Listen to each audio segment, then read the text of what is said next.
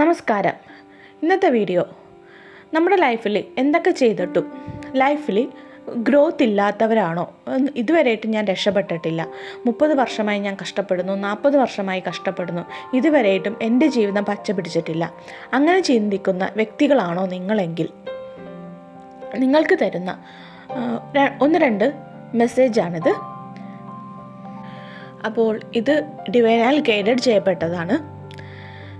ഒരു സ്പിരിച്വാലിറ്റിയിലോട്ട് എൻ്റർ ചെയ്യുന്ന ആൾക്കാരാണെങ്കിൽ നോർമലി അവരുടെ സ്പിരിച്വൽ ഗ്രോത്തിന് വേണ്ടി ഒരുപാട് കാര്യങ്ങൾ ചെയ്തു പോകും. പക്ഷേ ഒരു നോർമൽ ലൈഫിൽ നിൽക്കുന്ന ആൾക്കാർ ഈ പറയുന്ന കാര്യങ്ങളൊന്നും സാധാരണ ചെയ്യാൻ അവർക്ക് ഇൻറ്റ്യൂട്ടീവ്ലി കണക്റ്റ് ആവാറില്ല. എന്നാലും ഒന്ന് രക്ഷപ്പെടാൻ ശ്രമിക്കുന്ന ആൾക്കാരാണെങ്കിൽ ഒന്ന് ശ്രമിച്ചു നോക്കുന്നത് കൊണ്ട് തെറ്റില്ല എന്ന് ഞാൻ പറയും. ആദ്യത്തെ കാര്യം, കർമ്മ ക്ലിയറൻസ് മെഡിറ്റേഷൻ എന്ന് പറഞ്ഞ മെഡിറ്റേഷൻ ഉണ്ട്. 21 days കണ്ടിന്യൂസ് ആയിട്ട് മുടങ്ങാതെ ആ മെഡിറ്റേഷൻ ചെയ്യുക എന്നുള്ളതാണ്.